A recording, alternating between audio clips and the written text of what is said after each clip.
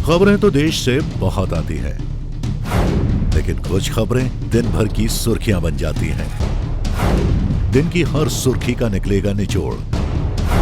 हर खबर को पेश करेंगे बिना तोड़ मरोड़। एनटीवी टाइम, जनता की बात जनता के साथ।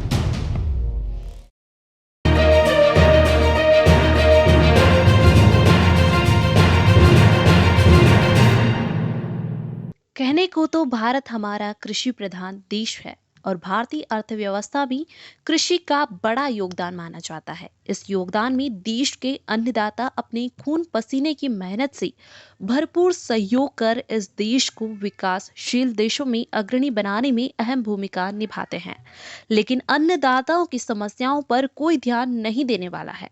कभी मौसम की मार, कभी सूखा तो कभी अतिवृष्टि, कभी ओलावृष्टि तो कभी टिड्डी दल का हमला। ऐसी ही कई प्राकृतिक आपदाओं को सहते हुए हर समस्या से अन्नदाता जुड़ने का प्रयास कर उत्साह के साथ अपने काम को लगन और मेहनत से करता है और बड़े अरमानों से इस देश के विकास में सहभागी बनने का प्रयास करता है। लेकिन इन समस्याओं के साथ साथ किसानों के अरमानों को एक ऐसी वन्य प्राणी प्रतिदिन रोंदता है जिससे किसानों को खून की घूंट पीकर रहना पड़ रहा है। यह बीमारी अब नासूर बन चुकी है, इसका कोई हल निकलता नजर नहीं आ रहा है।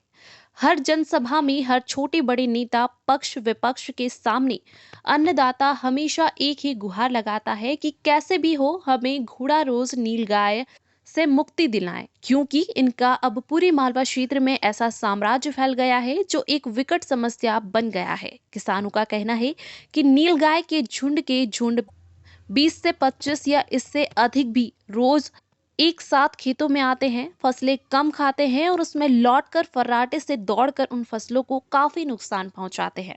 किसानों ने बताया कि पहले यह नीलगाय घोड़ा रोज 2-4 की संख्या में होते थे, लेकिन अब इनकी प्रजाति बढ़ती जा रही है और इन्होंने पूरे मालवा मध्य प्रदेश पर अधिकार जमा लिया है। ऐसा कोई जिला या तहसील बाकी नहीं है जहां किसान रबी या खरीफ फसल में इनकी समस्याओं से दो दो हाथ नहीं कर पा रहे हो। वर्तमान में गेहूं, चने, लहसुन व अन्य फसलों पर ऐसे फर्राटे मारकर उन्हें नुकसान पहुंचा रही है कि देख भी नहीं पाते हैं। किसानों ने बताया कि पहले तो यह नीलगाय घोड़ा रोज कुत्तों से वह इंसानों से, फटाकों आदि से डरती थी, लेकिन अब तो इनके अधिक होने पर यह किसी से भी नहीं डरते हैं और यदि आप अकेले इन्हें भगाने का प्रयास करो तो यह हमला करने से भी बाज नहीं आते हैं।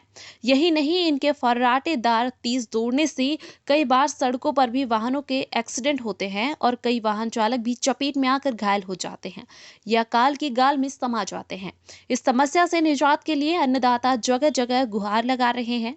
शासन प्रशासन सभी के आगे ज्ञापन आवेदन दे रहे, लेकिन यह समस्या एक नासूर बनकर बढ़ती जा रही है। अन्नदाता का कहना है कि आखिर इन समस्याओं से हमें कौन मुक्ति दिलाएगा, वह कब मुक्ति मिलेगी। नामली रतलाम से धर्मेंद्र चौहान की रिपोर्ट।